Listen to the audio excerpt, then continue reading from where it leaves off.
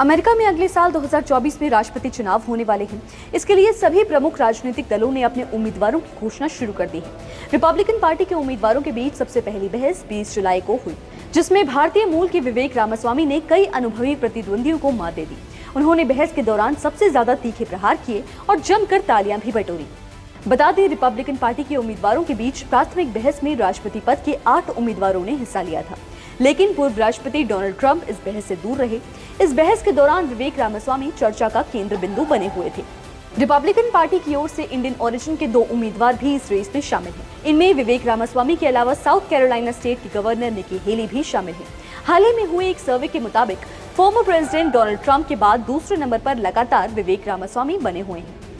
ऐसे में बढ़ती लोकप्रियता के बीच उन पर लगातार राजनीतिक हमले किए जा रहे हैं। बहस के दौरान विवेक रामास्वामी ने कहा कि मंच पर वो इकलौते उम्मीदवार हैं जिन्हें पैसे देकर नहीं लाया गया। इसके साथ ही उन्होंने एक इमोशनल अपील करते हुए कहा कि उनका जन्म एक ऐसे परिवार में हुआ था जो गरीब था और अमेरिका में बसने आया और मेहनत से करोड़ों डॉलर्स की कंपनी बनाई।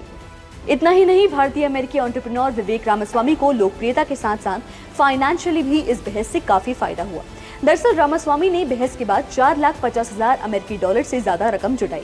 बहस के बाद सामने आए एक सर्वे के मुताबिक 504 लोगों में से 28% लोगों ने कहा कि रामास्वामी ने सबसे अच्छा प्रदर्शन किया है। रामास्वामी के बाद 27% के साथ फ्लोरिडा के गवर्नर रॉन डेसेंटिस और 13% के साथ पेंस रहे। बता दें, एंटरप्रेन्योर से पॉलिटिशियन बने रामास्वामी को उनके 3 कॉम्पिटिटर्स से कड़ी टक्कर मिली।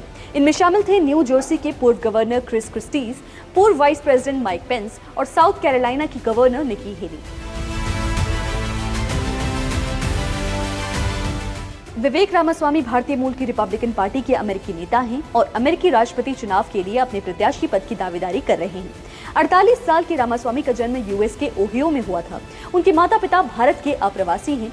उन्होंने हार्वर्ड यूनिवर्सिटी से बायोलॉजी की डिग्री हासिल की है और फिर येल लॉ स्कूल से पढ़ाई पूरी की है। 2014 में उन्होंने अपनी खुद की बायोटेक कंपनी की स्थापना की थी, जिसने उन दवाओं के लिए बड़ी कंपनियों के पेटेंट खरीदे जो अभी तक पूरी तरह से विकसित नहीं की गई हैं। उन्होंने 2021 में सीईओ पद से इस्तीफा दे दिया, लेकिन साल 2023 तक इसके अध्यक्ष बने रहे। 2024 में रामास्वामी स्ट्राइव असेट मैनेजमेंट के को-फाउंडर भी थे।